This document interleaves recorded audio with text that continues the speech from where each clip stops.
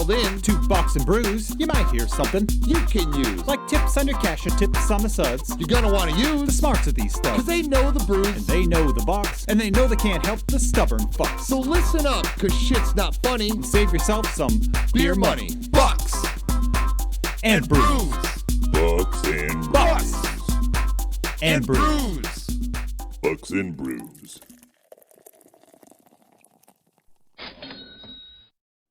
Welcome back to Bucks and Brews. So, it's been a week.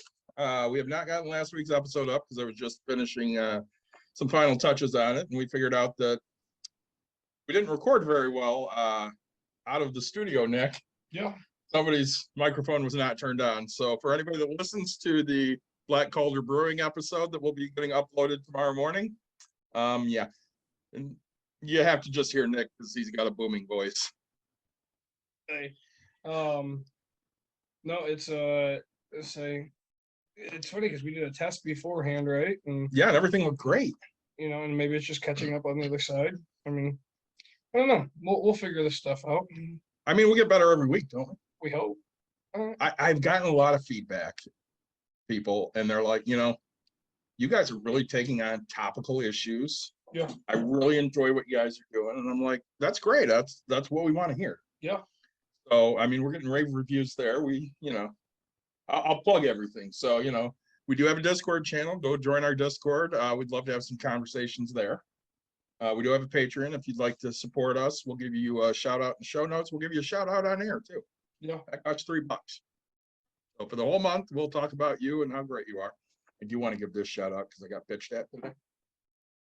Isn't that every day? Well, this one was a different bitch out. Oh, okay. So our friend MLVC Oh, put out a new album, yeah. and Slide Bass Bobby told me we have not talked about it on air, which I'm pretty sure we have, but I can't guarantee that. Well, we I talked believe about it going was to discussed the week before their album release party. right before I the think party so, because we too. talked about why we were going, and Right. I wanted to go to the party. And Oh, and he said you're a dick because you didn't come. my bad. And I just wanted to announce again, Slide Bass Bobby and DJ Guide. Yeah. MLVC, they have a new album out. I believe it's called Dog Years or Dog House or Yeah. Sit on the Dog or something stupid. I say it's something stupid because people go, hey, Slide Bass Bobby, what does that mean? And he goes, nothing. It literally means nothing. So No, it's right. Kind of like the symbols on the Untitled Led Zeppelin album. correct. Means nothing, but we do support them greatly because they made a kick-ass song for us. Yeah. And we do love our theme song, Bucks and Brews. Right. I mean, I gotta learn it more because I just, I sing parts of it, right? Oh, I can sing the whole fucking thing Can you because I really? hear it every week Can't say. because I'm working on editing the episode. Well, not editing, but uploading the episode. Yeah. We do no editing here. We're not that professional. Oh God. So we've hit those things. I don't know what we're talking about next week, but in 2 weeks, we're going to be not live on Twitch again because we're going to be on my brand new port. Yep. And we're going to drink some beers with our friend Mikey, and we're going to probably grill him on his lack of financial awareness. Not me. No, not Mike, not the eye candy. The Yeah. the Well, one he that's may not as good challenge with me money. for eye candy if he was on camera. He probably would challenge us all. He is the pretty one. I mean, he did want to be the pretty princess New Year's 2000. So, Nick, What's going on? what are you drinking tonight? Man, I am drinking a few things. So I have 3 times banana watch. It kind of tastes exactly like a strawberry banana shake. Or smoothie, I guess is what I would call it. And sorry, I cut out my headphone. I did too. But it's Arvon Brewing here in Grand Rapids. I didn't know it was a thing. Forgive us for that. Yeah, I've never heard of that. And here's funny because we had an artist on our Good friend Jack Raisy. yeah. And this place gives a shout out to artwork by RC Raw Lay Art, and I'm like, that's kind of funny that they give a shout out. Maybe neat. you need to, when you tag them, maybe they'll become a new sponsor, and then you can tell them they should put some of the Jack Razor art on their. Totally should. And Under then I have brewery Ami Gang Dream Patch. It's a fruited sour with cherries, blueberries, and raspberries. that's Um, how yummy. I think he That said it sounds sounds yummy. yummy. yeah. And then from Austin Brothers, I have Jelly Jar. That sounds awesome. Yeah, which is a sour ale with blackberry, passion fruit, raspberry, pineapple, and blueberry. That sounds and yummy too. they're out of Alpena, Michigan. Honestly, all three of these sound great. Austin Brothers is actually I really enjoy Austin Brothers. They have a couple other things I was gonna grab, and I was like, I'm kind of gonna mix it up because I've had some Austin Brothers stuff. Yeah, so I'm kind of excited. Let me see here, because I don't know where this is from. Oh gosh, it must be a big name. Imported packages, Coopersville, New York, Kansas City, Missouri, and Utica, New York. So, they must be like a big company. Yeah. So we'll figure all that out. But, what about you, David? What are you So drinking? I will get to what I'm drinking in just a second. So we had Black Boulder Brewing on last week. Terry, who is the founder, co-founder. I went running all over, calling all over, looking for bougie. Mhm. Nobody's fucking got it. Horrocks only had Just Another Day, IPL. Gone called GR Noir, same. She called Mega Bev, same. Yep. I'm gonna have her try Rishi's, and then I guess if I can't find it, I'm gonna buy a 4-pack of the Just Another Day for the porch episode so that everybody can try it. I mean, you and I have, but Mike can try it. And then we'll have to figure out what else we want. I know Mike's gonna talk about his in a minute here. We might want a 4-pack of that as well. Yep. So we'll get to him in just a quick second here. So myself, I'm starting off with a Perrin Dream Seeker Raspberry Blonde. A fruit beer full of intense raspberry aroma and a flavor with a dry, crisp finish, balanced by sweet, refreshing tartness. Very good. So actually enjoy that one. When I'm done with that, I'm going to Rourke because I do like Rourke Brewing. Yeah, It's becoming fall here in Michigan, Nick, I know. which sucks ass. But that does mean Oh. heavier beers. Oh, fall, yay. Yeah, exactly. My favorite season. It's my favorite season too, but it's followed by fucking winter. So I'm having from Rourke, French Toast Double Dog Oatmeal Stout, which I love. Yeah. Great beer. When I'm done with that, I'm going to go to Blake's with the caramel apple. And then I also have a Black Butte non-alcoholic from Butte's Brewery. Mike, what are you drinking? I already know, and I'm so excited. Well, I'm starting with, it's by Evil Genius, which is out of Pennsylvania. And it's Trick or Treat, and it's advertised as a chocolate pumpkin porter. Oh, that's Got a couple of those I'm going to drink, and then I'm going to wrap up with my last of my Latitude 42, which is a brewery out of the Kalamazoo Portage area, called Nectar of the Goddess, which blood orange, passion fruit, honey wheat ale. It's okay, but it's not great. I thought it would be better than it was, but I sometimes get let down by Latitude 42, so I think that's probably what it boils down to. So have you tasted the chocolate pumpkin? I was just about to open it and give it a try. Please let us know wanted what to that put it- tastes like, because I wanted to put it in my pride cozy. you sent me a picture of that, and I started talking at the business the other day about how yummy it looked. And one of the customers looked at me like I had 3 heads because they hate pumpkin. You hate pumpkin. I don't know. I get like hating The pumpkin. pumpkin is a very subtle flavor, but it is it's a good porter. I mean, I wouldn't put it amongst the top like 5 porters I've had, but it's a respectable porter. Like I said, it's got the pumpkin. If we can find this, I would say we drink some of it on the porch episode. I do like that idea. You know, I love drinking on the porch. I'll make sure we have some ice and we can drink out of R2D2. All right, It means we never have to move from our seats on the porch. it'll come to me. Nick bought Unless we a have to new pee. chair. My wife bought me a new chair. You like it? Yeah, I do. I sit in my living room at times now because I'm just like, It's yeah, comfy. it's a nice chair. So yeah, it's not bad. So it's got a little side table to make sure I have my beers with me. Nice. Kind of excited about it. So tonight, I had sent you something this morning. And I figured we would discuss this tonight since our guest never got back to us Yeah. for a couple weeks now. Yeah, he's always out of the country. It seems that way. We'll get him at some point. Yeah. But I had sent you a thing on millennials and homeownership. Yep. And I believe the headline was a quarter of millennials view themselves as renters forever and then will never buy a house. Yeah. So I figured that was a nice subject to tackle because we love talking about home ownership here. And millennials get railed on quite a bit. And I think that's, unjustified in a lot of ways. And I mean, Nick, you are a millennial that's a homeowner. My daughter's a millennial that's a homeowner. Jessica, who's very near and dear to me, is a millennial that's a homeowner. Even my coworker, Christy. So I know 4 millennials off the top of my head that are homeowners. So, I mean, it doesn't necessarily track for me, but I understand the issues. You know what I mean?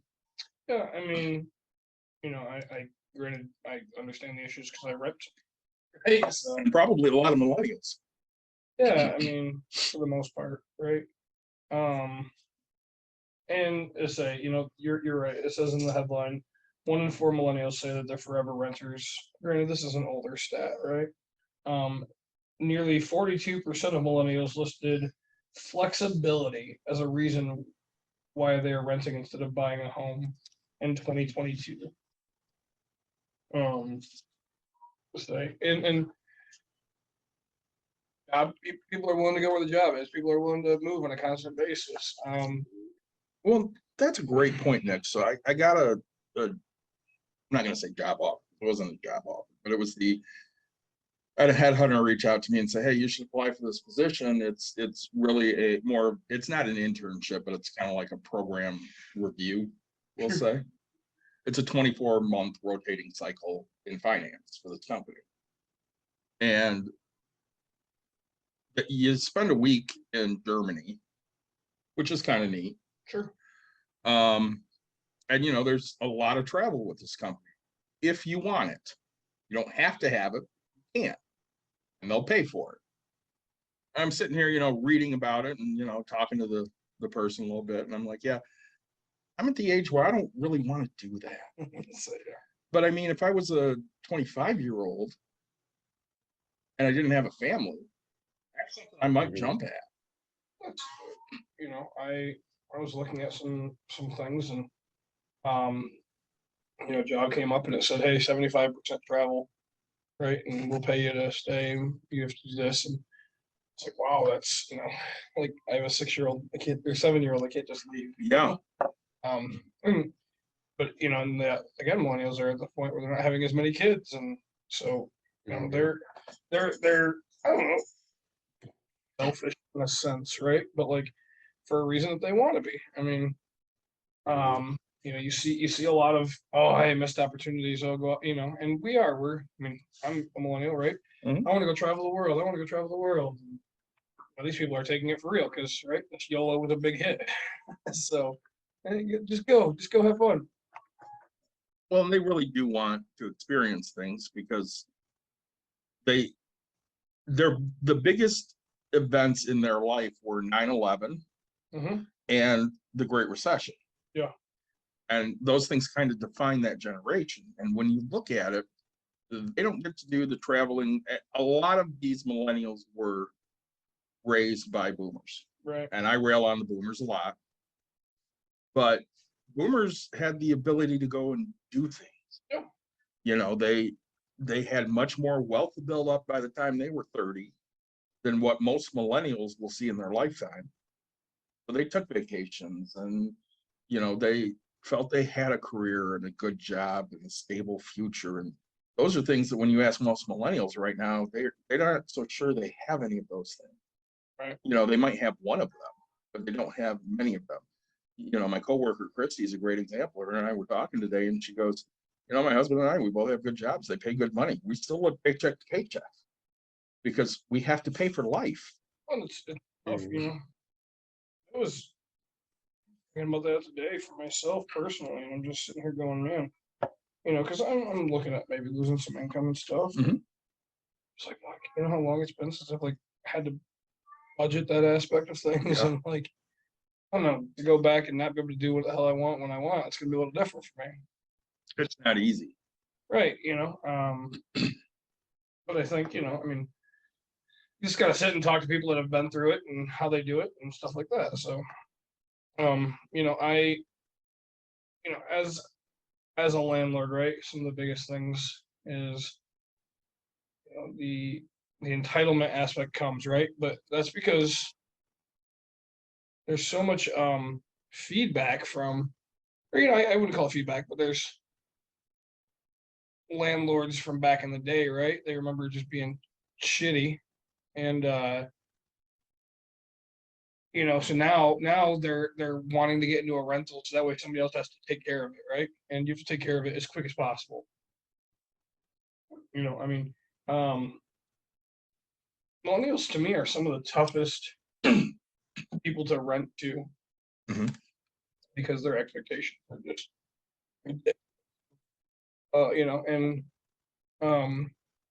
what they want, how they want it as quick as possible. What do you So- think? What do you think is the reason for that? For those high expectations? Well, I think, like, again, growing up, like, they're used to not having it, and then, we're of a culture where we go out and we learn, educate, right? And hey, we have our rights, we want our rights. And so you have the right to, withhold rent if this happens. And you have, and so these people think that they're playing these things, but don't understand that they're part of the problem, right? And they think that we as landlords are the ones just making millions of dollars. So I don't know. I would assume from back then, right? There wasn't inspections and people got away with things. I mean, there is slumlords out there, don't get me wrong, but I don't think there's as many because these cities come in and they do their inspections and force people to do shit. It's definitely not like it was in the 70s, 80s, and early 90s. Right. Things change in it, and it sucks, right? Because the way and it's, to me, it's really messed up because I find that they punish the ones that actually try Mhm. a hell of a lot harder than they, like, if you just avoid it, it's whatever, right? Like, but if you go and, hey, you have to do this, you have to do this, and then you get fined and you get this, it's just such a pain in the ass, man. Like, I don't know. Well, and you just said something. So, like, when I was poor, Yeah. I used to get pissed off because if I was a drug addict, there were programs. Yeah. But just being poor in and of itself didn't qualify you for anything. You were just fucked. And that used to really piss me off. I'm like, so if I went and got hooked on crack, you'd help me. Well, yeah. If I was homeless, you'd help me. Yeah. But you won't help me keep a roof over my head while I have one. Yeah, no, unless you have something else going on, like, you're a drug addict or you're homeless, then we're not doing shit for you. Well, that's, there's still companies out there like that, which pisses me off. Because, right, so, landlord, I'm a different breed, right? Like, in the sense of, I want to make sure that people are set for, one mistake shouldn't ruin your life, but it always does, right? True. I hate the words, I hate the words when people say, oh, it's in the past. No, like, your past fucking followed. I don't give a shit who you are. It does. I'm a different person now. Fuck up. Like, you know what? So there's a couple companies out there where they won't step in to help you until after you've been served the eviction. Right. Until like by the time they help, the eviction's already through. Now you have an eviction on your record. Like, how hard it is to rent. Like, you guys talk about cheap housing and stuff like that. Now figure out how the fuck you're gonna rent when you have an eviction on the record. Like, Because nobody wants to rent to you. God, right? Guarantees you don't pay. I mean, It's like getting car insurance when you have a DUI. hey, Probably worse. to say, I mean, I don't know. I can tell you at least one insurance agency that will give you say, I don't know. Well, and there are definitely landlords out there that will give you two. Of course, but I mean, it's the same thing when you look at bankruptcy. There's the car dealerships in Grand Rapids. If you drive up and down Division, well, even on 28th, I mean, Yeah. all of them, they will definitely give you a car, even if you can't afford it or pay for it. yeah, But it's going to be at like $200 a week. and 25% interest. Yep. And because I think we talked about that. My brother Yeah. went. He was gonna go get like a 97 Portage, which here's the fucked up part, right? I just bought a 97 Portage, like the flip, right? And I paid $1,500 for this fucking car. And I think he goes and looks at like a 97 or a 98, whatever the hell it was. Might have been a year newer, same parts, similar. And they're like, all right, 25% interest. It's got 160,000 miles on it, and we'll sell it to you for like $12,000. I was like, shut the fuck up. Like, I was like, dude, no, like, get in the car. We're gonna go to a different place. Like, I was like, worst case scenario, I sell you mine on payments, fucking $5,000. Like, I just couldn't. But that, like, literally, it was that. That's what And they do. this wasn't back in like '97, brand new. This was, I mean, I was out of high school. I mean, this is at least a 12 to 14-year-old car at the time, right? Like, it old, man. 160 on it. It just, it's absolutely insane. Go ahead, Mike. Well, kind of like what you end up saying, you said, you have a bankruptcy. You've got people who will, still sell you cars. You have a DUI or a couple DUIs. You've got people who will still insure you for a car. But again, you pay up the ass into the left or whatever. But I think it boils down to it's the same thing that happens with like the payday loans and everything like that. Yeah, that's They exactly it. realize that these people need money, so it's like, or a car or insurance or a place to live, and they're basically like, because you need this, we can screw you over. As somebody that's gone through bankruptcy many years ago, it floored me how many credit card or loan offers I got 6 months post dismissal of my bankruptcy. I can't remember the legal term for it, but it shocked me because I didn't realize how predatory at that point banks and loan companies were, because all they know is you can't file for 7 more years. So let's give you some credit. You're not going to be able to get rid of it. Well, yeah, I mean, It's the same way after I had to short sell my house. I mean, I still had a bunch of credit on, and it did. I mean, it's better than bankruptcy, but it still was, a big hit on my credit report. And again, it was the same thing. They saw this opportunity to give somebody things that they figure they could make a lot of money on in the long run. Absolutely. I don't know. You have credit cards. Yeah. I mean, how many credit card offers do you get in a week? 1 to 2. And I would probably say get like 1 to 2 months. I get 1 to 2 a week, probably. Like, I mean, I Are you saying in the mail or overall? yeah, in the mail. Because I get them emailed too. Oh, do you really? Yeah, so I'd say 1 to 2. I would never notice it. I'd probably say 2 to 3 a month mailed. Okay. And then another 2 to 3 a month emailed. Well, like, I know when I was younger, man, they were coming like fucking hotcakes.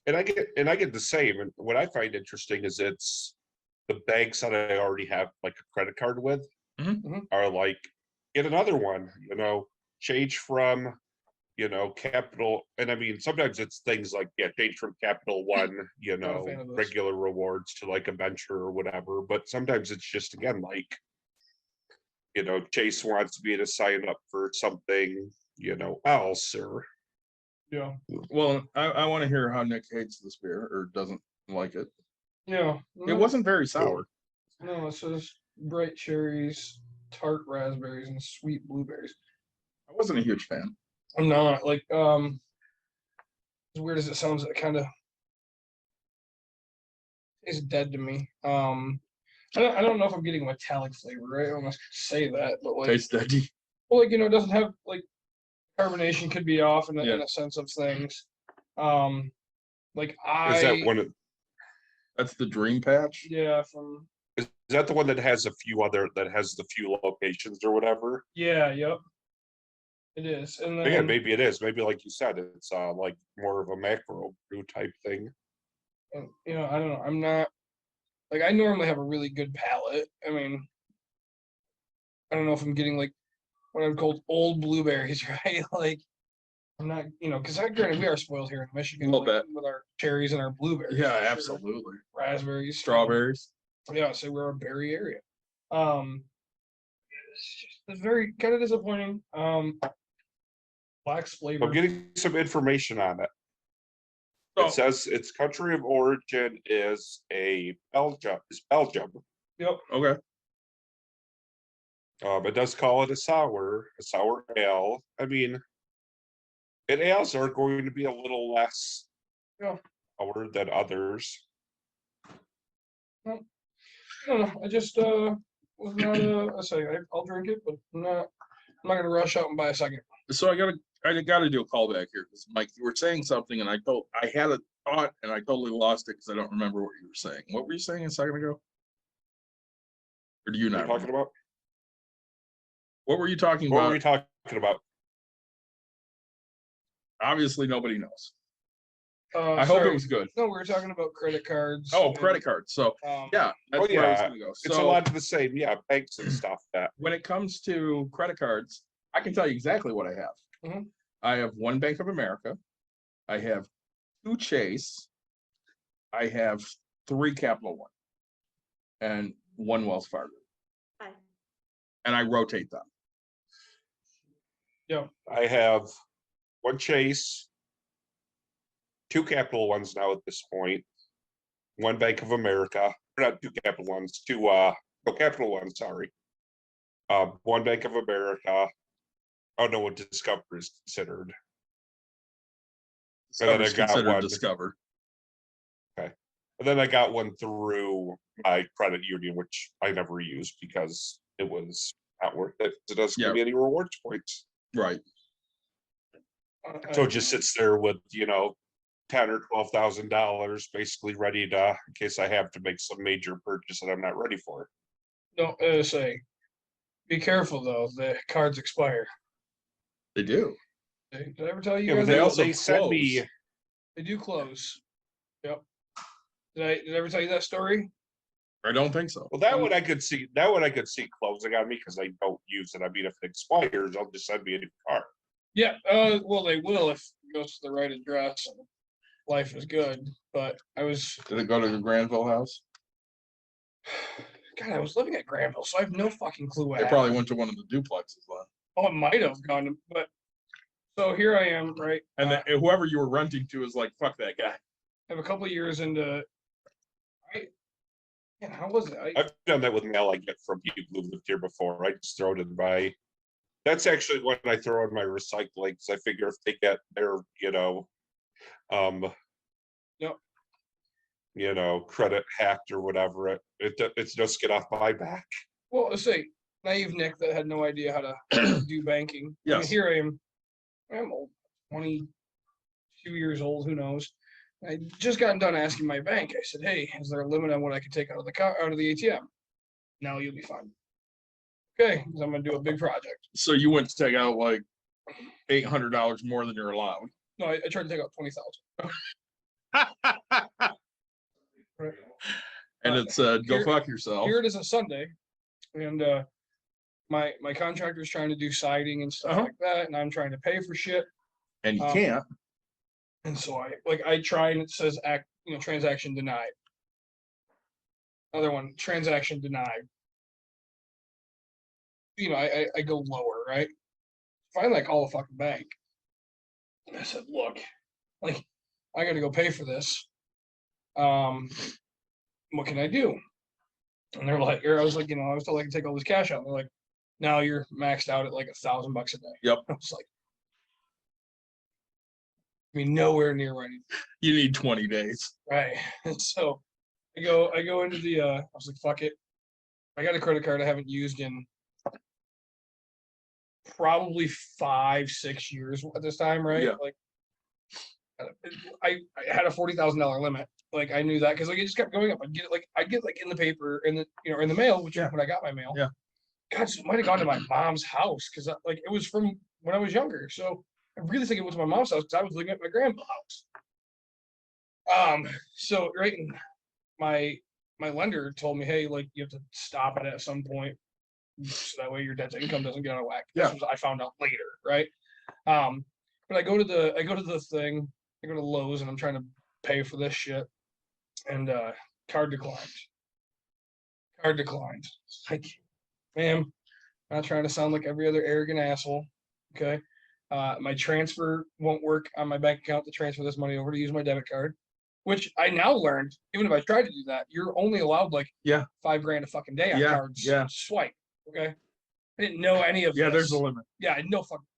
So declined. And then You're like, ma'am, I've never used this card in my life. right, I was like, look, I have a $40,000 limit. I'm not trying to be an arrogant guy. You should be able to swipe this. I never used this card. I was like, maybe to clean a fucking windshield once. He like rolls her eyes.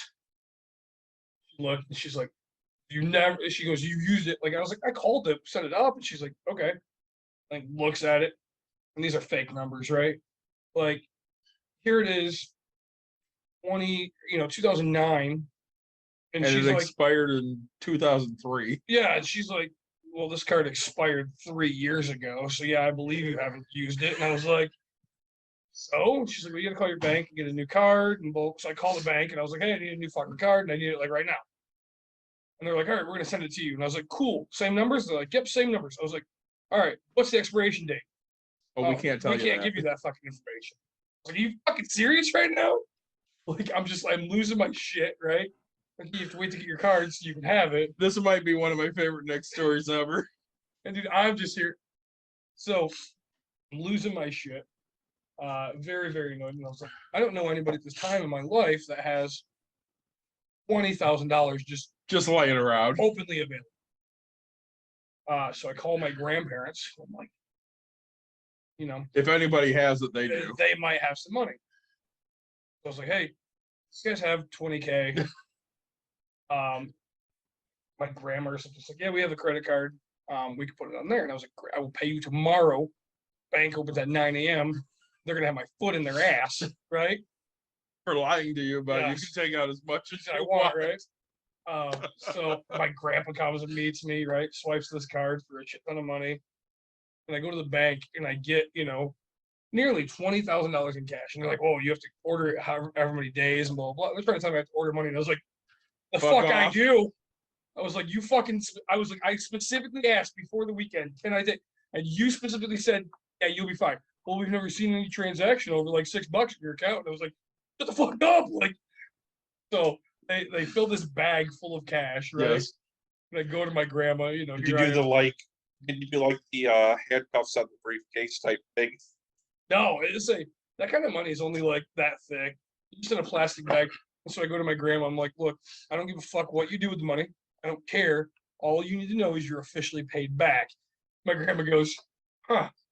Well, I mean, we are interest free for a while, and we might just go do that. And she goes, I was like, does this give you like a fucking free cash advance? And she goes, You yeah, did. kind of. Speaking of stupidities of banks. Yeah, that was me. Yeah. Yeah, but so I went into Lake Michigan. Yep. To close my account. Okay. And you can have up to 15,000 in Lake Michigan. Yeah. I think I had like 12, 13,000, whatever. Sure. Why are you closing it? And they go, well, we really appreciate notice when you want money of this amount. And I went, my money. Give me my fucking money. Yeah. They went, What well, if they don't want to give you cash? Just write a freaking check to you. oh, they didn't want to do that either. They just want to give Is me it- shit over the fact that I was taking out a huge lump sum. Motherfuckers, Because my they money, knew I you can were take it out basically, anytime I want. they knew you were closing your account. It's kind of like quitting the gym on Friends. They Yes. send the really sexy lady to come talk to you. We say when we bought our place at Sandy Pines a while back. Yeah. I asked the guy, I was like, hey, do you want a cashier's check, personal check, like certified or whatever? I want cash. And he's like, cash, right? Like, I want this to be, I mean, right? He wanted 30-some thousand. And Yeah. I fucking got this thing for half price, let's be honest. So again, I go back to the bank and I get all hundreds of cash. And it's a Saturday, and they're like, well, we can't give you that money. I was like, The fuck? yes, you fucking can. Wait to set a vault and set a timer. And I was like, sounds like you know how to do it. Let's go ahead and fucking do it. And my bank, like, they know I'm an asshole, but they also understand, like, again, you're not going to fuck me out of, okay, let's say the place is worth 30,000. I ended up selling it later. I picked it up for like 15, whatever it would be. you're not going to make me miss out on a fucking $15,000 deal, right? Because you can't get me the cash when I want it, right? Like, and so, you know, Well, you You know will as find well a as bank I that can get you $50,000 cash when you're ready for it. I just think for You know as you, well it's as I like if do. you're doing so many loans and stuff with them, they're already making money off of you because you've got, yeah, mortgages and stuff with them. doing no business with them in theory. All I have is just a fuck ton of cash set with them. you know as well as I do, 3 out of every 4 people Mhm. are not you. Right. They're sitting there Yeah. going, "Oh, you can't give me that money? That's okay. I guess I'll wait, 3 days to get that money." Yeah. Whereas you or I go in there and they go, "I'm sorry, I can't give you that money." We're like, "The fuck you can. I can take out every goddamn dime I have right fucking now, and I can close my shit right fucking now. Or you can do what I told you to do." Say that's yeah, I don't know, and that's the thing. Like most people treat a bank as if they work for the bank. Yeah, the bank works for me. That's a factual statement. And like once you change that mindset in Yep. life, you're going to be so much more successful in the banking. Here's the question, That's why okay? that's why I like having a credit union, because at least then I feel like I'm part owner. Well, and even with the bank. So Nick, here's my question to you. Yep. You take 10 grand. Yep. Put it into bank A. Yep. What does bank A do with your 10 grand? Loan it to you or Mike. And so they can buy shit, right? Yeah. So they're making money on your 10K. Yeah. Most banks, what are they giving you in interest? Oh, 0.001. Right. So nothing. Yeah. So they're making money off of the money you gave them. Mhm. So if you walk in there tomorrow and say, "Hey, you have my $10,000, give it to me." Yep. What right do they have to say no? Yeah, saying they have less money to lend out, right? I mean, Yeah, that's their problem, not ours. And I mean, that's kind of why there've been recessions and depressions, because people have basically been like, "Give me my fucking money," and they don't have fucking money. right. Even with the depression, I mean, the issue was, everybody was panicking. Yeah. With good reason. That they weren't going to get their money, so they were selling it for pennies on the dollar, which was stupid. So It's a Wonderful Life is one of my favorite Christmas movies. It's just isn't good. I'd have been the motherfucker. I'm so sorry you hate it. I'd have been the motherfucker that sat there and said, "No, I'm not selling my shit for any less than what it's worth. Right. It's worth this. That's what I want."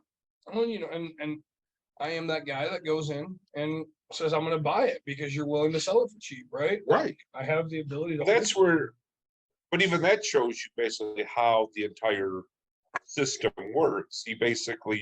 Jimmy Stewart basically comes right out and says, "Yes, you have $5,000, and that $5,000 right now is in this guy's farm and this guy's store, and it's Right. all of that." And yeah, they get the change of heart of like, "No, we won't, take our money away at this point," because of course it's a Christmas story, and unfortunately in reality that would probably never happen. True. So now we have absolutely taken a left turn 100%. as You we were always take a talking left about turn. millennials. Can I ask my buying question I wanted to ask about millennials and homeowners? houses. Ask it. So you say 1 out of every 4 said they will never be a homeowner. Correct. What is the percentage of like Gen Xers that are currently homeowners? I would have to look that up. 'Cause I know we have at least one that we know very well that will probably never own a home. Oh, absolutely, we do. Um, And I mean, I know a lot of people who own homes, but again, is it because of what we do it for a living and stuff like that? 60 Just that 64% of Gen Xers, 68% of baby boomers, 73% of Where are you getting those numbers from? 73% of owned homes, according to it's just quick Google search. So I'm on Forbes right now Yep. because 100%. I like that. 65 Forbes million. is- Go ahead, Mike. I said Forbes is a good, reputable site for financial type information. It is. So basically, it looks like Gen X home ownership is at 69%. Not about what Nick said. Baby boomers at 77.8, and the silent generation at 77.8. Oh, both are 77.8. So So really, 69% of Gen Xers. so even if 1 out of every 4 millennials decide not to own a home, their percentage is still higher than the current Gen X number. Well, I mean, that's just the percentage that's saying they never will own one. Or, Right, You know, yeah. So I don't think 75 actually 75. But at this point, if you're a Gen Xer, you're old enough where you either have the money to buy a home or you're probably never going to have the money to buy that would be true. So I can a tell home. At you least that, with millennials, they still have time. well, and because I love numbers, I pulled numbers. So of millennials, 48.6% do own homes. 22% say they'll never own a home. Okay. And then we get into reasons why, which is something I love. I want to know why people decide to do the things they do. So, do we have any ideas here before I go into official reasons? So, either one of you, give me a reason you think millennials are not buying homes. They can't afford it. Definitely cannot afford is one of those. Mike, you got any? I mean, I think you mentioned one at the beginning. It's flexibility. It's being able to relocate at any time without issue. You know, they don't want, Totally agree. they don't want the hassle. So I got some here, and I want some thoughts. So one of them is the Great Recession, which obviously makes sense. So What about it makes sense? when Well, they millennials, would have gotten to the age of home ownership right around the time of that Great Recession. Correct. 2008, 2009. and what they saw was houses losing their value, Mhm. and they didn't have the money to buy a house at that point. So they kind of, not to jump on this, but let's jump on this. So I pulled up some numbers because I love numbers. In 2010, millennials' average debt was over $80,000. This is a year to two post-recession, right? I mean, I don't know. Like, I guess 08 was the Even start. I didn't know that 2010 money. 08 was the Recession. start, but 09 it was fully in the recession. And 10, I guess you. 10 was kind of starting to come out, maybe. I mean, Yeah. that's when I bought my first place, right? Right. I mean, Yeah, I well, bought a that's full what a place. lot of the things that like Obama put into place started kind of kicking things Right. out. Like that's when you really saw the auto industry recover with cash for clunkers and stuff like that was in So- 2010. 80,000 in debt average for millennials in 2010. Yeah, which is crazy. I mean, again, my first house was less than 60. So my And again, as myself, I'm 60K. you hate this shit, but Yeah. you weren't the average millennial. Correct. You know, they're talking about you and then the person that had 150,000 in school Listen, debt. and I guess honestly, I might have been. Well, that's the interesting paying part is like, college debt. other than kind of what I owed, my parents from, kind of, a 0% student loan debt. I mean, I've never been $80,000. Am I too loud? Or is it Nick's headache? I don't know, Nick pulled his headphones off. I'm not sure No why. idea. Sorry. He has a headache, but you're not too loud. No, you're fine. Okay. Sorry. It's just, But, it's. I mean, 80,000, I don't think I've ever been like $80,000 in debt ever. I was not 80,000 in debt when I filed bankruptcy. Shit. I was not. How much? Either 60, Okay. but I own nothing.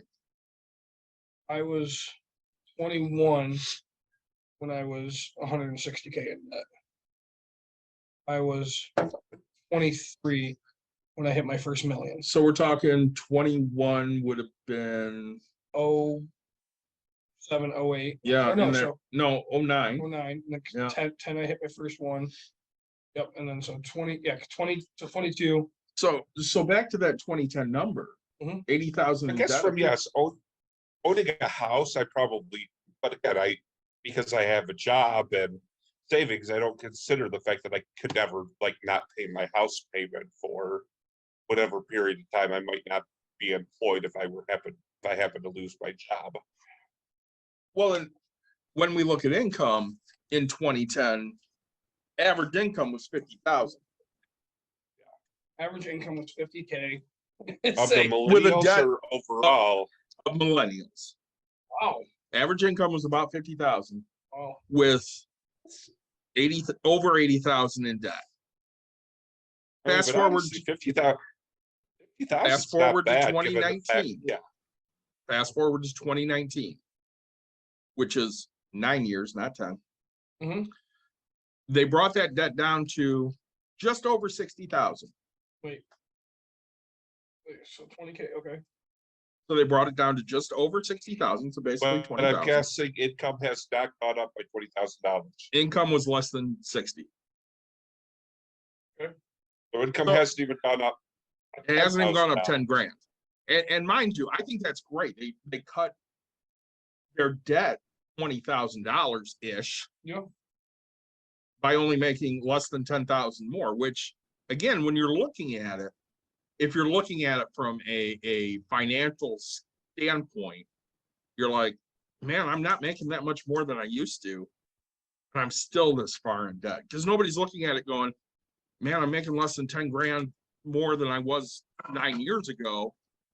And I paid off almost 20,000 in debt. Nobody's looking at it that way. They're looking at the fact that their salary's barely gone up and their debt has not come down enough. Well, it's like, all right, when you look at it, okay. Well, over and that's time- assuming they accrued no additional debt. Well, Yeah. they're saying average debt went down, right? So Yeah. the average person, so some did, some didn't. Yeah, yeah. But, like one thing, I don't know, like, and that's that's probably the 22% that they'll never own, Probably. and they're staying at home longer and doing all that. I think when you look at it, go 20K over 9 years. Gosh, such a small amount. It is really a small amount. And so I think, okay, so I guess the point I was making real quick was you had talked about, hey, you don't look at your salary and kind of going up. Yeah. We don't notice inflation. Okay. We I mean, really don't know. in theory, yes, okay, right now, because it's talked about and you're saying, hey, this is really expensive. But if inflation stabilizes, right, to like this new mark, eventually you as a person will You just get used to you'll it. budget, and this is what you'll do, and you'll you don't actually pay attention to that type of shit. I wish people kind of did, right? I mean, that's, Yeah, but I most did- people aren't financially sound to do these we should have had my niece on. That'd be great. anytime. So I think I'm gonna have her come apply for here. She needs to because we need people. Well, and she would fit in perfectly, She right? would. She like, and I think it would help. But so, and I think my niece hates me, which is fine. Is She this loves the one me. that lived with you, or is this a different niece? This is the one that lives It's- with. Yeah, she loves me, She but hates you because you're tough on her, very much, right? And so, like, but you don't want her to be a piece of shit like her two let's parents. say, right, and that's kind of it, right? Yeah. So, like, she was over yesterday, and I hadn't seen her in forever, and I feel bad because I was like, hey, how's the job? What are you making? And she told me, and I was like, fuck that, like, no, She should totally put in an application here. We'd love to have her. yeah. And then, And it's a great workout, honestly. and so we were going, and I was like, all right, what do you got in savings, right? You've been working now for whatever. What do you got in savings? She's got like $50. I mean, more than that, honestly. Okay. So like, when I look back at it, I'm like, fucking kind of proud of you. Okay. So she's got at least 1,000. No. Oh, No. wow. Like, no, the only reason I was really proud for a second there. the only reason I'm proud is because my wife said, "Well, Probably whatever," you know, more than Mickey. right. We'll get to him in a minute. But so I was like, she's got like $300, right? And I Yeah. was like, Okay. I was like, all right. And so then we kind of were talking, and I was like, look, I don't care what you do in your life. I don't give any shits. And again, I said, look, I'm going to talk to you like Courtney wants me to talk to you, but also, or how Courtney would want me to talk to you, right? So I was like, look, every paycheck that I was like, you paid weekly or biweekly? Biweekly. I said, look, I want you to put $50 a week, so $100 away.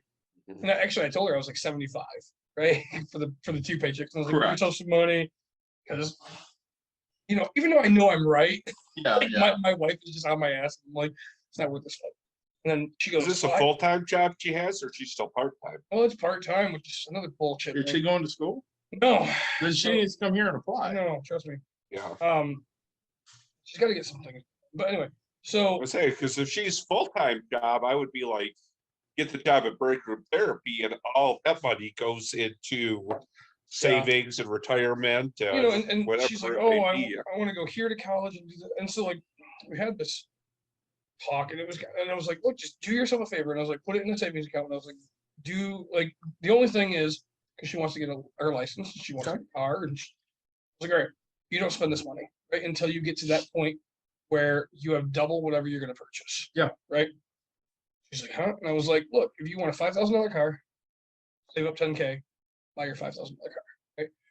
Like you'll thank me in the end." Like, you know what? Because if you want a $4,000 car, or if you want a $2,000 car, then save up four. Like, and you'll have this money to be able to support, and you want to go and do this. Like I'm telling you, and $100 every 2 weeks won't fucking look like anything to you.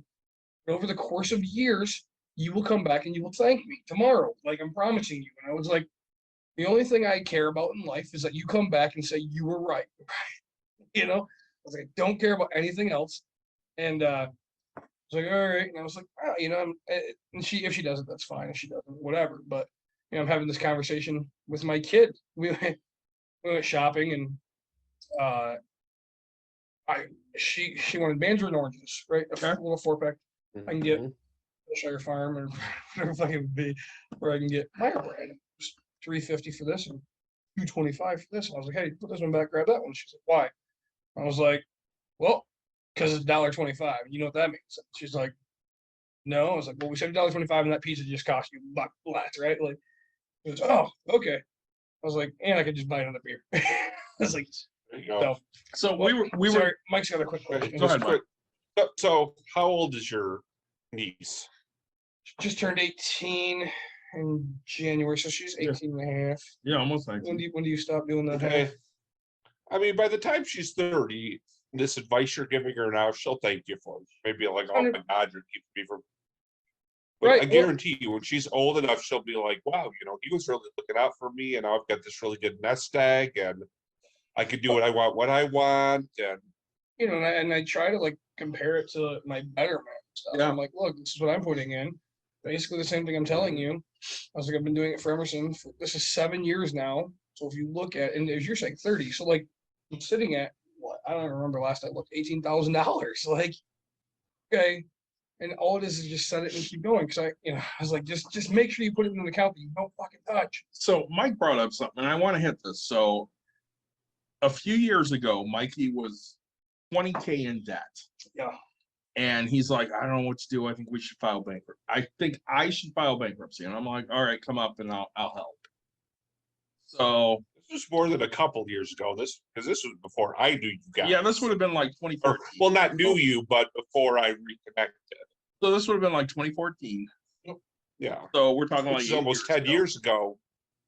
And he came up and he laid it all out for me. And I'm like, I don't think we have enough debt here to file bankruptcy. You're only 20 grand in debt.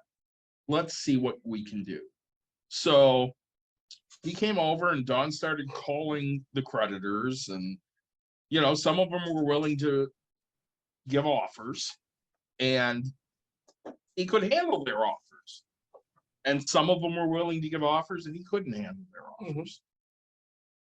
And I had major anxiety about it. So every time Dawn would yell out, hey, this one will do, they'll settle the $4,600 for $4,200.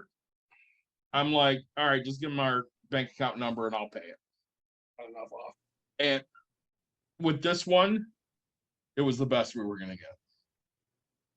And there was another one I want to say was like, I don't know, $1,800, and they were willing to settle for 3 payments of $333. Okay. I'm like, all right, you just give them our bank account information and get that shit out of here. And he kept going, dude, you can't do that. And I'm like, fuck off. You'll just be in debt to me for 4% instead of these other fucking places. Right. And he paid off $20,000 in debt in less than 2 years. And we're talking about 9 years and they cut their debt by 20 grand. Right. Again, that's impressive, but not very impressive. Right. You know, and The problem is Mikey's done nothing since then. No, he's probably in debt again, but we'll find out in a couple weeks. right. And you know, I mean, I don't think he's badly in debt. He just has probably no savings and no retirement, Oh, he's never retiring. other than maybe the medical bills from the woman he's dating. I go there. No, So- that's why I was politically correct in You the were. term that I used. So let's go on to some of these other reasons why millennials are not Okay. buying houses. yeah. So for millennials, home prices have outpaced wages. Yeah, that's True. definitely seeable. Especially when you hear the fact that there's a lot of companies just out there buying the properties to raise the prices. We'll get to that one in just a minute. One of the reasons I found was boomers are not selling. That's Um, true too. I They will don't say have that any interest in moving into retirement homes and stuff like People are- that. people are selling, but it's definitely not the boomers. Right. Um, Well, the people who are selling are Gen Xers who are trying to get bigger houses, probably. correct. Or the older millennials that are trying to get bigger houses. So Mike just brought up professional competition like BlackRock, who, as in the first quarter of 21, owned about 15% of the houses that were up for sale. So not a huge number, but still 15% is big enough. Yeah. to Make a dent. I mean, Mhm. that's when you're looking at houses. and, Yes. Yeah. Or Well, Nick I- buying everything that comes on the market that he feels is reasonably priced enough for him to buy. Right. Well, Not your I fault, saw- Nick. I saw something about Atlanta, which don't quote me on these numbers. So like 800,000 houses are for sale in Atlanta and they only bought 115,000 of them. That's still 115,000 houses they took off the market. And that would be right around that percentage that you said. Yeah. Sorry, I'm trying to think. It'd be 3 states, right? What? 15%. Yeah, basically. So you just think of 3 states. Yeah. And every house in that fucking state. That's how much they are. So some other reasons, student loan debt, obviously. Yep. Affordability. Yeah, houses are not as affordable as they were 15 years. Right, and I mean, it's going to drop again to the point of affordability, but probably not to what it was 15 years ago. But what's affordability at this point? 280,000 instead of 330, because the average house is over 330,000. I mean, you look at this. And to me, I don't know. I think there's going to be. Again, it goes to an opinion. It's not even an opinion. It's all wrong. But you guys talk about affordable housing, things like that. Okay? So we talk about it. I was just up in the middle of nowhere in Michigan, right? Okay. Baldwin. And there's houses up there. You can get things for $90,000, $80,000, right? And What are you getting for that money? 2-bedroom, 1-bathroom house with like 3 acres, right? But yeah, the land adds to it, but I mean, 2-bedroom, 1 bath is officially smaller than my house. Right, but even if you got a 3-bedroom, like again, I just off of so the things I've seen kind of all come across lately that have all been 70K, 80K, have all been 2-bedroom, 1-bathroom, with a little bit of land, and again, I've seen this all just within a week. So to me, But it's okay, you can work from home, right? Which is a huge thing that's coming around. You can choose where you live, and there's affordable housing. You just have to be willing to not live in unaffordable areas, right? And I get and I that would areas agree. I mean, I will be the first to admit deep down by you. the area that I live in is probably one of the low income areas of Portage. Now, low income in Portage is probably median or mean income in Kalamazoo, just because Portage is considered a little more affluent than Kalamazoo. Sure. But I mean, yeah, for me it is. For Portage, it is the lower income area. Right. You know, and so you're there because you choose to be, because you have a single income, you have this, right? Like, Well, I have that, and I want my kids to be in their school district and everything, and yeah.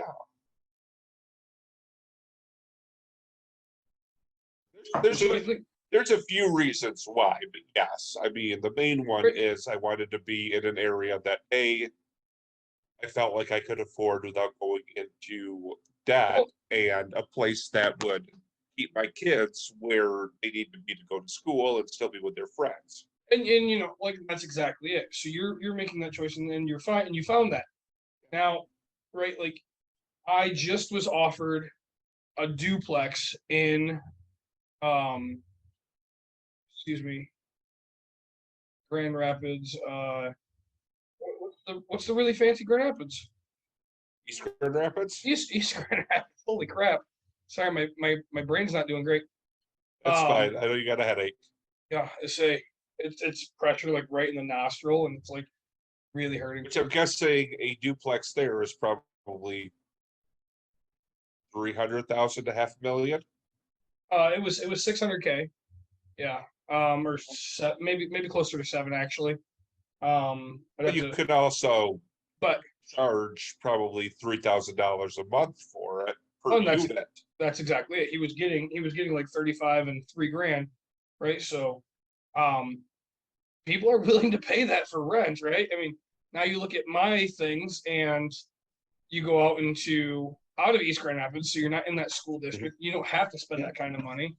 I mean, there's places in Byron Center, sure, but like with David's house, right? I mean, you get 2,200. I don't even know if you get 22, I guess, but like if you fixed it up, but I mean, let's say you go to. Are we talking a month or a year? A month, if we rented it. So sorry, we were talking about how, all right. So my point was, you guys constantly talk about this affordable housing. Housing is affordable. You just have to be willing to go out into the affordable areas, like Baldwin. Okay, now there's more remote jobs, right? So you could go to Baldwin and get a 90,000. Oh, absolutely. 70,000. Now, okay, you're making. I don't care. Like, okay, so you're getting a remote job, which pays. So you make like 60. Yeah, in that range. Okay, so let's just say you're making 60. You live in a $70,000 house, $80,000 house. You have a fuck ton of money. So that, okay, it is an hour drive into Grand Rapids, but if you wanted to go party and hang out, I mean, how often are you now? If you're wasting your money on booze and hanging out and doing all that, how often do I party and hang out? Exactly, in Grand Rapids. Once every 3-4 months. Right, and I'm in Grand Rapids, once a month type of a thing, and I live here. Yeah. Mm-hmm. So I've got a question for you, Nick. Yeah. You're in Jettison. I am. And I don't know enough about that area to know. Consider it Byron Center. Is Jettison, what's that? Consider it Byron Center. No, I'm talking about you specifically. I'm saying to help you decide what Jettison is. Same houses, same prices. Yep. Okay. Same people. Is Jettison considered its own school district? That was Yes. my question. Yes. Okay. Class That A. answers my question. Yep. So that's what answers my question. The same Because size like for me, where I live in Portage, yes, I live in the very inexpensive area, but my kids go to Portage North, which middle school, which encompasses 3 or 4 other like higher income areas. And when they go to high school at Portage Northern, that's again bringing in. So I don't feel as bad living in the lower income area of Portage, because I know that the schools themselves are still good when they at the middle school and high school level, because they get that tax income from some of the more well-off areas of Portage. So consider where Nick and I live, like Gull Lake. Okay. That would be comparable. They're a Class A school now. Yep. Not like when we went to school, but Class A in school. Northern, in Northern, Portage Northern is a Class A school too. It's just for Try to It is, understand if he was feeding into the Grand Rapids school district or his own school district. So even if we looked at Northern or Central, for example, Yeah. they'd be Yeah. more like an East Kentwood. Okay. They have some really wealthy families. They have some not as wealthy Yeah. families. Which is fine, and I'm fine having my kids in that, because I'd much rather have them in Portage Northern than Very sour. very sour. Very sour. You know, And Nick, send me that, what that is, because I will need to try that at some point. That's jelly jar. You would love it. Well, yeah, I do. well, like I said, glad. like It's I would good, much isn't it? rather be, But not for me, because I don't like sours. I would much rather be in Portage Northern than it would be in Loy Norris or Kalamazoo Central. You know, True. and like, so Same David- up here, though. You would rather be in East Kentwood than you would be in Grand Rapids Public. so what you were talking about. So right now, okay, I can go into, no, I can go find cheap housing. Yes. Now, Mhm. in theory, I could go to, well, let's say, Kentwood, Wyoming. I can still find 200 something $1,000 houses. Yeah, but 200 is still But pretty We're expensive. saying average is 330, right? Okay. Okay, so, but all I'm saying is on that payment, Mm-hmm. how much would it be? On 330 or on 200? Let's go 250. 250. I don't care. I would probably say in the $1,500 range. Maybe higher interest Maybe a rates are little, crazy. yeah. Well, yeah, with higher interest, probably Yeah. 1,800, 1,900. Okay, so Yeah. now the point I was making was I just got offered a duplex in East Grand Rapids, Okay. close to anywhere Mm-hmm. 650 to 700K. And Mike said, "Oh yeah, but you'll be able to rent it out." Okay, that's the whole point. Is people are willing to pay, and Yeah. it's being rented for 3,500 and $3,000. Yeah, Okay, I like, believe it. This isn't a fucking mansion Yeah. on Reed's Lake. This is a fucking No, it's duplex. just a duplex in East Grand Oh. Rapids. So Location, location, okay, location. you have the Yeah. choice to Mhm. do that. You're choosing to spend your money on this housing. Well, I can't buy into that here. Yes, okay. We all love our kids. We make the choice on what's good enough, right? Correct.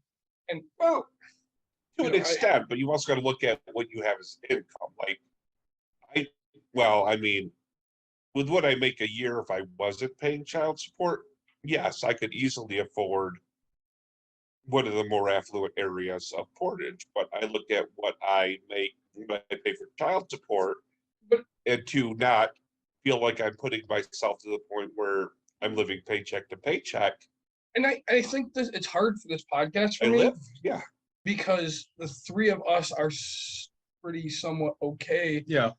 and we're smarter with money than most people. You guys keep saying, "Hey, Nick, you're not the norm and you're not this," but like Yeah, none of you us know, really when are. I look at and I start looking at some of my friends and things, and they're like, "Oh man, you know," like you guys talk about it, Mikey, right? Like he's probably the average American.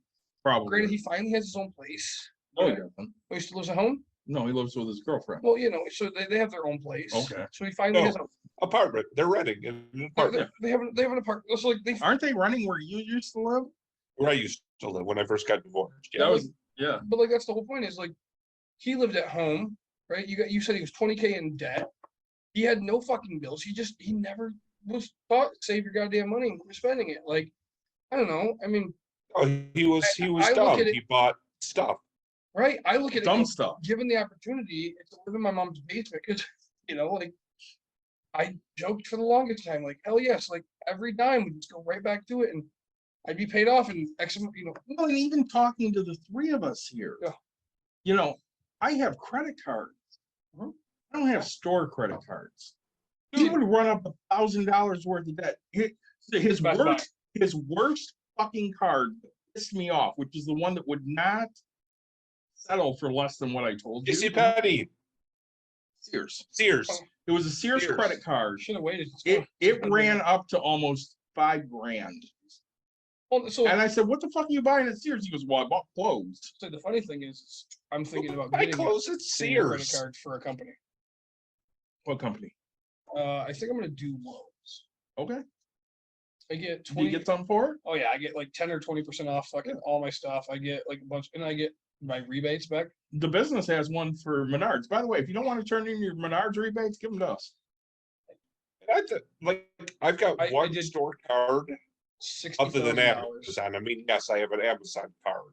Well, But my one store card is a Kohl's, which I barely ever use, and I Yeah, but- basically pay off immediately after I pay it. But again, it's because You save a you huge double the, rewards or whatever they call it. And quite often, if I go to Kohl's like 2 or 3 times a year, which is usually when my kids feel like they've outgrown their swimsuits and their pajamas, and I buy Yep. them more. And Kid quite shopping. often, then that third time a year is for free because Yeah. I've earned enough Kohl's Well, that's- Kohl's cash. cash to basically, yeah.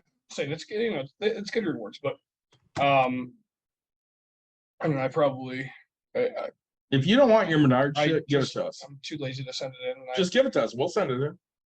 I gotta find the You can even keep your receipt now. You just have to tear off the bottom section. Just Oh, give me is that the it? bottom. Yeah, give me the bottom section. I'll send that shit in.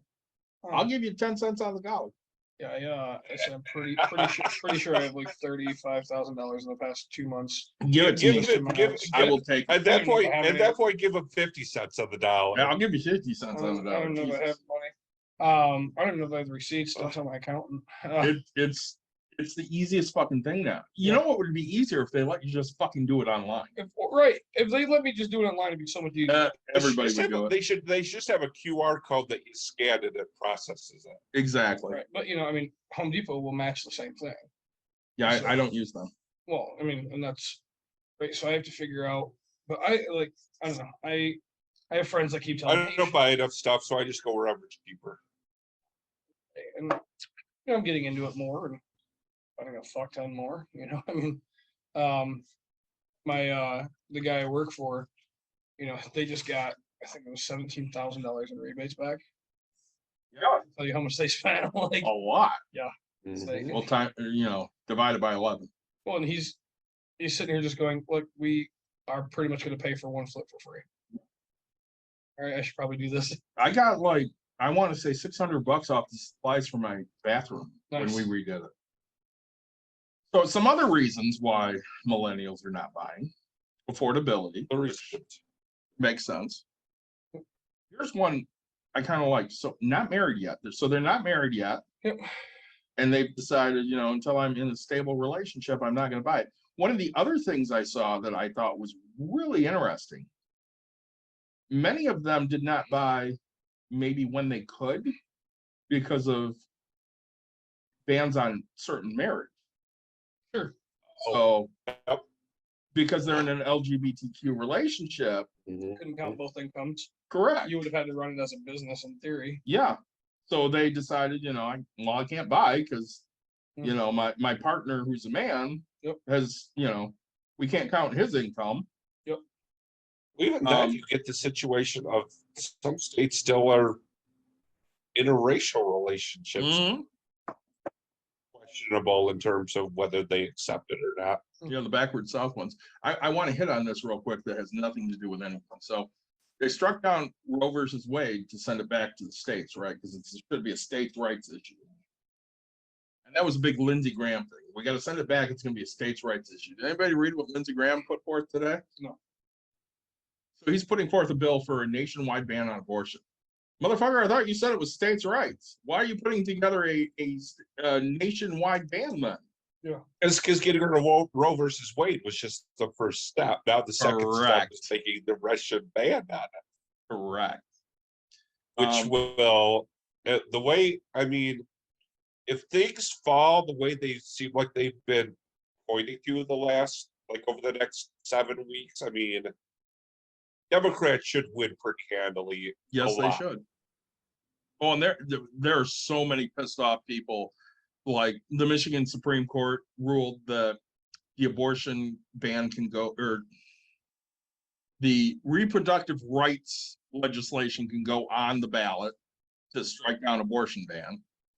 And Republicans are losing their fucking mind because they know that it's If it goes on the probably- actual ballot, it goes on the ballot. So people are like 70% for that in this state, which is just going to benefit Whitmer and the other Democrats because they're all pissed off at the Republicans for trying to stop it. Don't piss off even women. then, I mean, every ad is like freaking Tudor basically being like, gives no exceptions at all. She's basically like, Toots Doesn't wants matter no if it's exception. medical, doesn't matter if it's rape or incest, it's like, just ban it and make it criminal. Well, if you're 11 years old and you're pregnant, that'll make you a better person. Just have it. Bullshit. No. Because if you're 11 years old and pregnant, it probably wasn't your choice to get pregnant in the first place. Probably not. Mike, you and I need to talk about something off here. Okay. Tighter lending standards was another one, which, I don't know what that means. well, you don't have that issue. Go on. There are plenty of people that just can't get approved, even though maybe they could afford. Okay. And that's difficult, I think, for a lot of millennials at this point. Well, credit's not great and things like that.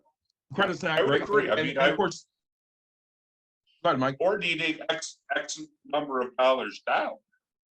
Well, and you don't get credit for being a good renter. So somebody's rented from you, Nick, for 3 years. They've always made their payments on time. That doesn't hit their credit. Right. So they don't get any bonus points for, hey, you've been a great renter for 3 years. You've been paying, I know you don't charge this, but let's say you've been paying $1,800 to Mr. Nick here, and your mortgage would only be $1,200. Fuck you, you can't afford this house. Right. Well, wait a minute, I was paying $600 more. But they're like, yep, sorry, we can't approve you. One of the interesting reasons I saw, the lure of bright lights. Millennials want to live in the city. And you're not buying a home in the city. Right. I mean, depending on the city, yeah, you might be able to buy an apartment. And say a condo type, like Yeah. if they turned apartments into condos. If they did those things, but if not, Yeah. We gotta not think about just the Midwest. yeah, but even think about New York. Yeah, they sell apartments. Oh yeah. $20 million. And who can afford that? Right? Rich people. Athletes. Yeah. Right. Yeah, and I don't know, I look at it and I get it, right? And you want to be where everybody else is. You Yeah. want that. And, you know, I don't know, there's the people who, you know, some of the richest people that you don't know live out in the boonies, right? 'Cause Yes. just hoard it. So I wanted to hit this too. So 2008 cost to raise a child from birth to 18, Ugh, $204,060. okay. In That's 2013, when Max was born. okay. In 2013, which is 5 years later, $245,340. So it went up basically 45 grand in 5 years. Yeah, but that's not, I mean, that's only, I mean, well, yeah, that's a lot for 5 years, but it's less than 20, or around 20%.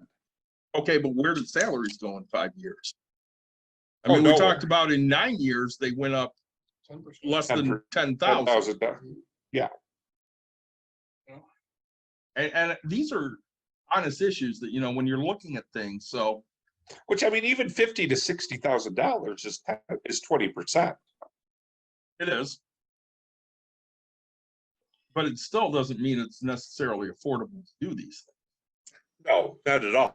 It wasn't affordable at $50,000 in 2009 or 2010. No. No, not at all. I mean, good.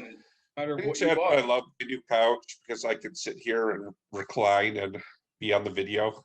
That's nice. You know, it's a matter of what you bought, how you bought it, and things like that, right? I mean, Well, you know, and I rail on boomers a lot, but a lot of things lately that I watch on TikTok are boomers talking about how, well, our generation had it rough, so it's okay if you have it rough. But when you look at rough in actual real money terms, I shared this TikTok with you earlier today.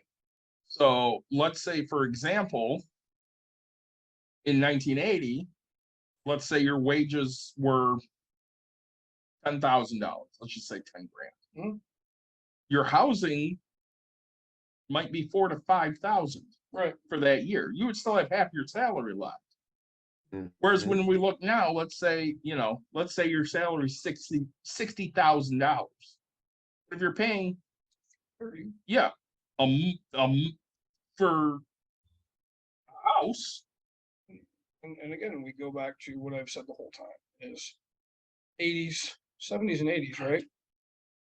Husband worked, I mean, the wife stayed home for the most part. Not in the 80s, but the 60s, 70s. Sure. Yeah. I mean, but then you started to get it, okay? So like prices started to rise in the 80s, right? I mean, you started seeing that Why? because women started to work, and No. so now you have two No. incomes. No. If you give me the opportunity, No. oh yeah, No. you give me the opportunity that there's two incomes, right? Versus, and so, okay, you go back and you look, okay, what's the average? What is the average household consistent? Like, right?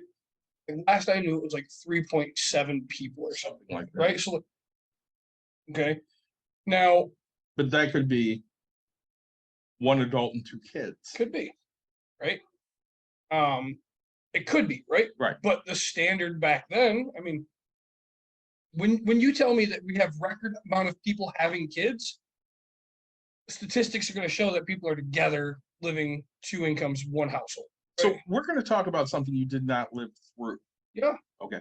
Mike, Yeah. what changed in 1981 that was different from, let's say, 1978?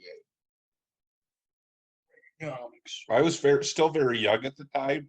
You were. It was Reaganomics. What was the theory of Reaganomics?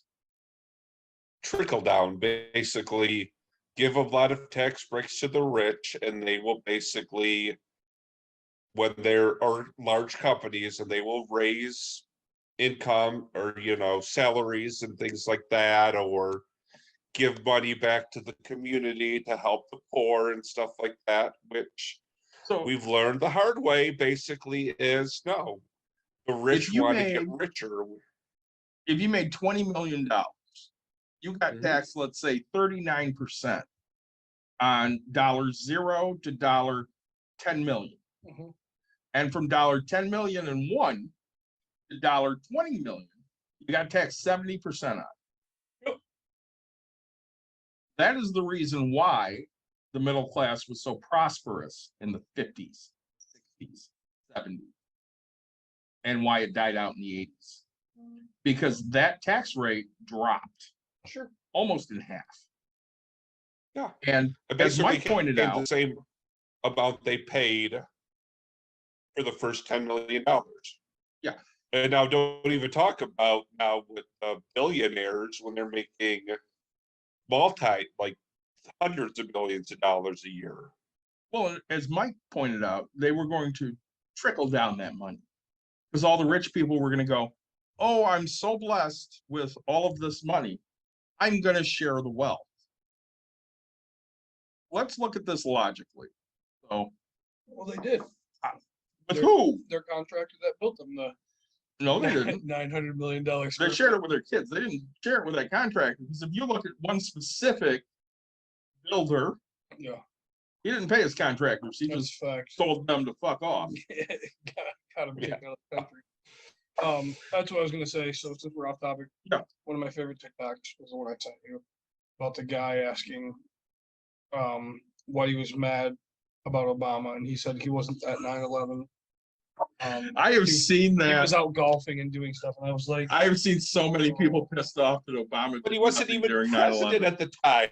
Yeah, but they don't know this. these people are stupid as fuck.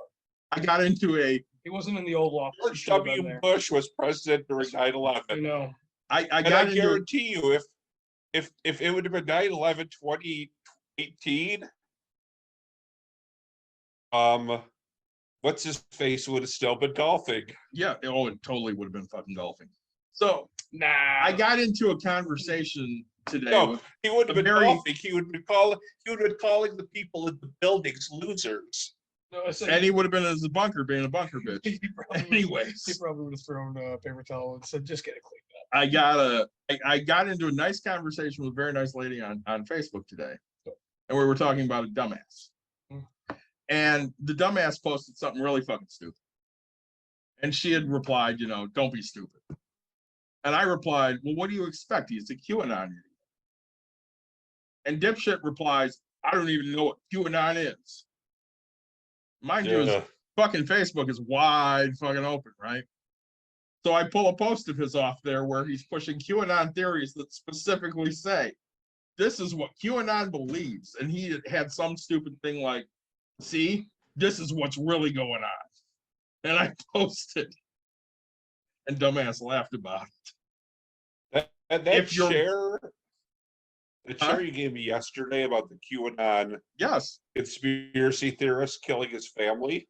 yeah, kill his fucking wife or girlfriend or whatever because he And knew. then shot his daughter to the Yeah. point. I mean, I don't think she was overly critically injured. I mean, but He literally believed there were lizard people.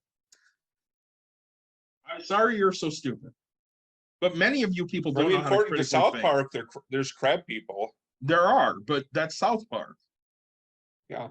We also talked earlier today about our episode would be about the underpants gnomes. Let's say. I wanted to be. I want that as my career plan. Steal something, Still underpants. not profit. Correct. You know, I don't know. I think every generation is going to tell you that they're not going to buy a house. They're not gonna, Yeah. Okay. yeah, I don't think so. Mike, did you ever sit there and go as a Gen Xer, I'm not going to buy a house? Maybe when I was like 22, but at this point, millennials are in their 30s. Some are hitting 40. Well, I'm just saying, but the youngest millennials are in their 30s. Yeah. Or maybe Yeah. very late 20s. And So by then I owned a house. 95 was the last year of millennials birth. My daughter. So She's Yeah. what, 20, 26 years old. I was 27. 27? Jesus. So yeah, by 30, I had owned my first house. Because at that point, yes, I saw it was kind of the opposite of what they said. It was like, why pay somebody, unfortunately, like Nick, to get rich when I could own something that eventually could help me become more financially well off? And I get it, but like,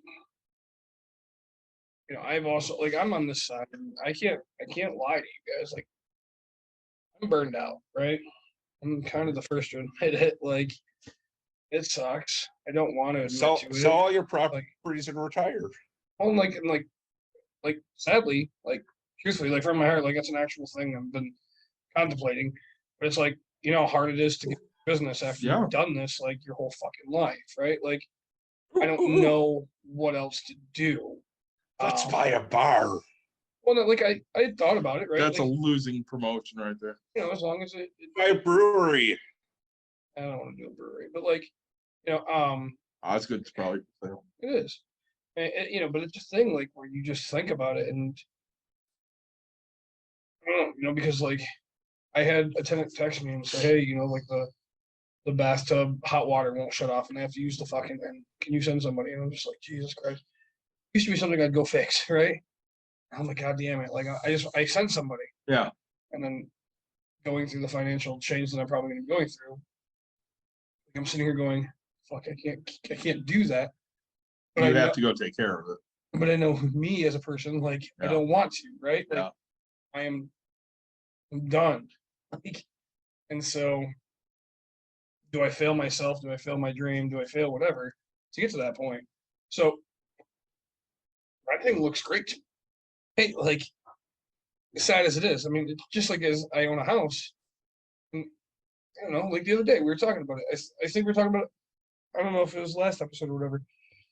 You know, my zero turn fucking both wheels were popped because my brother did whatever. But like, you know, I go to fucking just mow my own goddamn grass, and it's just I gotta fix shit, and I gotta have, you know, the next thing fucking in there. It's, God damn, like if I owned a condo, I wouldn't have to You do wouldn't any have of to that. do I nothing. have no outside shit. All I have to do is fucking clean the inside. And I'm sitting But there even going, then, a condo is an investment well, and that's fine, because but it like can accrue, you know, it can, but I mean, you know, the statistics is not the same way that a house that you own yourself Right. is. I understand. but you know, but you're still responsible for the interior stuff, right? And Mhm. you know, so then you go, all right, like what can I like, I don't know, me, I'm the kind of person where I look at this and if we talk about this wall, there's dripping glue. which bugs me as a person every time. Me too. But in theory, like, I don't fucking care. Like, it's just a place to lay my head, right? Yeah. So I could just rent and I'd be fine. Now, me as like, I'd be like, all right, where can I get the cheapest fucking rent? You know, I just wrote it on. You know, I can't tell you I'm in the greatest mental, financial, or the mental state of mind I've been in a long time. Like, I'm over here writing myself fucking personal notes, right? On a box, like, I do that too. and I don't know. I'm to the point of, and people will burn you out, man, no matter what industry you're in.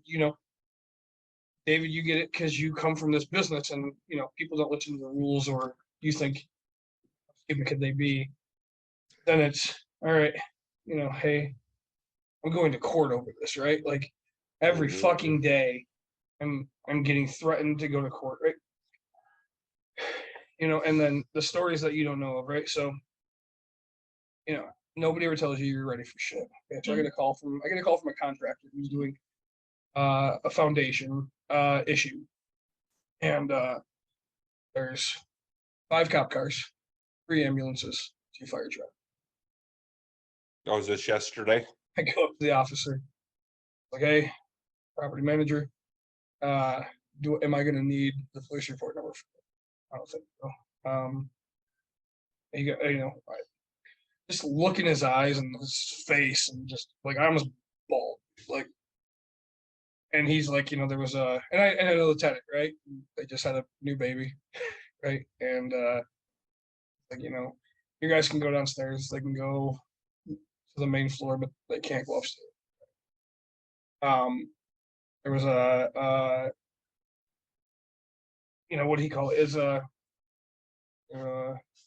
basically a medical emergency that didn't go well, right? So Okay. I'm assuming there's a death, and I can only assume just the look of his face that we no longer have a baby in this house, right? Yeah. Yeah. And he goes, it's upstairs. That's where the tub is. That's where, like, my brain, and I've done this long enough, and this isn't my first fucking one, right? So I can put 2 and 2 together, and I'm sitting here going, fuck, like, God, and then I'm sitting here just every fucking day, and people think, man, Nick, you're an asshole because you're a fucking owner and you care about money. Like, I have a tear in my eye talking about this. Like, Jesus Christ, I have a fucking heart. Like, I don't care about the money aspect of things. Like, I still have a job that I have to get done.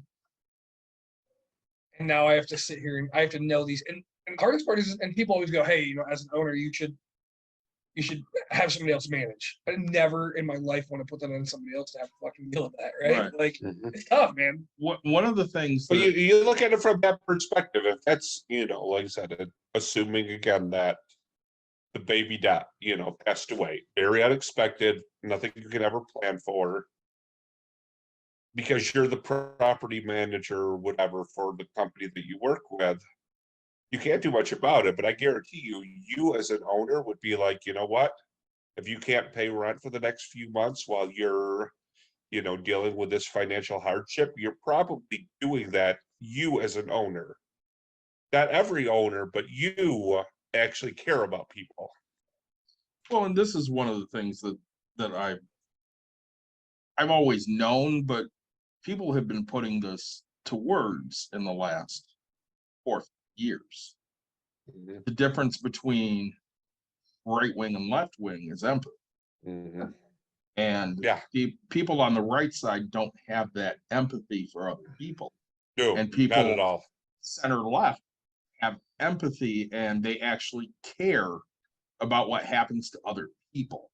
I don't like people. Sure. I tell everybody I fucking hate people, but I like persons. Yeah. So if you bring me a person, I'll like them. But when you bring me a group, I'll hate the group. But I think, I think, Tommy Lee Jones's quote from Men in Black is perfect. A person is smart, people are stupid. Correct. Oh, I mean, say I listed my new house for 1,800. Because I'm keeping it for a year Oh, are you? instead of flipping it. Okay. And then I decided I was just gonna rent it to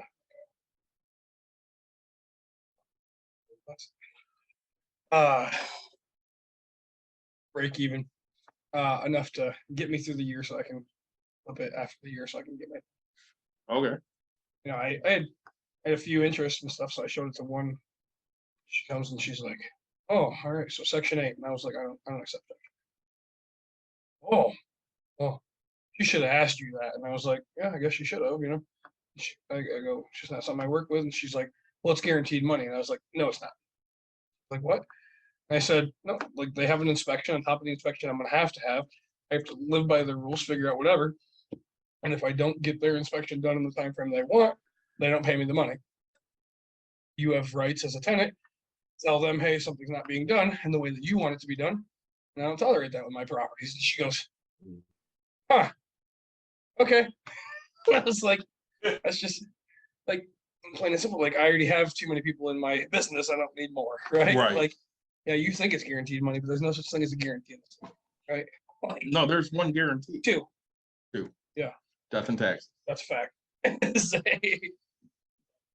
and so you can avoid taxes, I guess, but You can. um, You can't avoid death. Mhm. That motherfucker's coming for you. you're born and you die. Those are two things. Yep. Yep. So I'm gonna keep it for a year and avoid the taxes on it. Makes sense. I have to. I mean, when you start doing the math, and if we get a correction in the next 10 months, I'll be in the wrong. If I'm right, then I'll make some money. Worst case scenario, basically I'll break even. Yeah. Right. So I should hedge my risk and rent it for more. But my brain said, look, I'm only doing this for this amount of time. So like I've owned it for 2 months, technically to be 3 at the end of this. Mhm. So I'm only renting it for 9 months. Like after that, sorry. He's like, that's fine. And I was like, because he wants to buy it, maybe. And so I was Yeah. like, fine. The first right to buy it. I'm letting you know I'm selling it. Like, and 9 months later, Get shit together and like, yeah, I mean, and so he's like, oh, I paid this off to get credit and do this. And I was like, cool, you're on the right path. Yep. But here's what it is. Like, this is the price I want. This is how I want it. This is it. Done. And so that's why I took less money. We'll see how it works out. well, hopefully, you sell it for what you want. Yep. And maybe he'll just buy it and make it easy on you. I'm hoping, right? So, and These are the risks we take, Yeah. Everything's a gamble. every goddamn thing in this world is a gamble. So, anything else that you have for? I ran through my list. Okay. We definitely have to wait for Mike to come back. Yeah, of course. I'm here, I'm just not on camera. All right, well, you need to give us your thoughts on your beers. Yeah. Nick, what were your thoughts on your beers? So the banana, it was fun. I wouldn't like again. It was a banana smoothie. It It's a wasn't- once in a while drink, yeah. not a constant drink. Dream Patch fruited sour from Tommy Gang. I did not enjoy too much.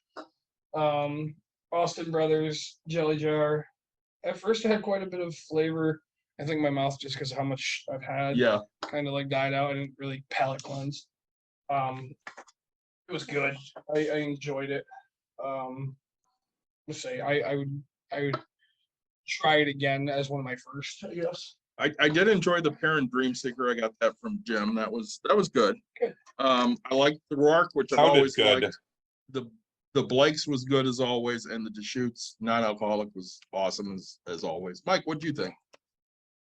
I mean, the Evil Genius Trick or Treat was that good.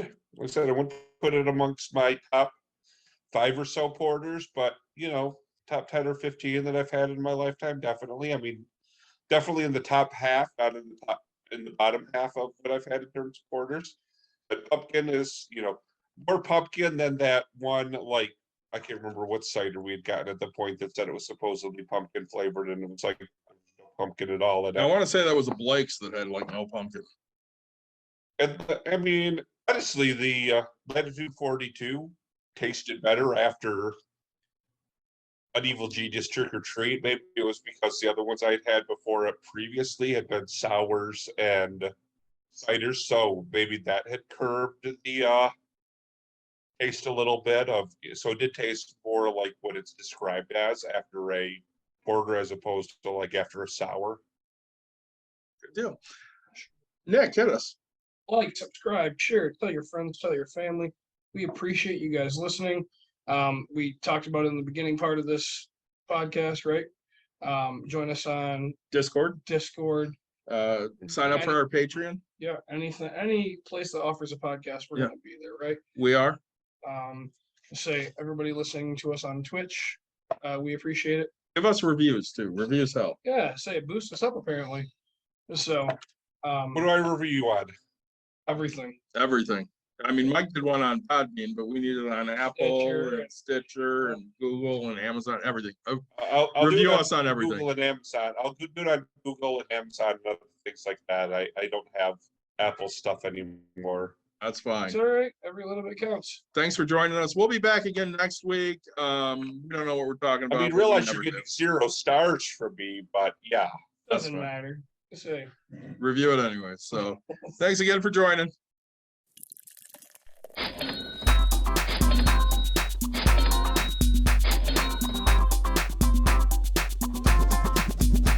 You've dialed in To Bucks and Brews, you might hear something you can use. like tips on your cash or tips on the suds. You're gonna want to The use smarts of these because studs. they know the And brews. they know the Bucks, and they know they can't help the stubborn fucks. So listen up, cause shit's not funny. Save yourself some beer money. Bucks And brews.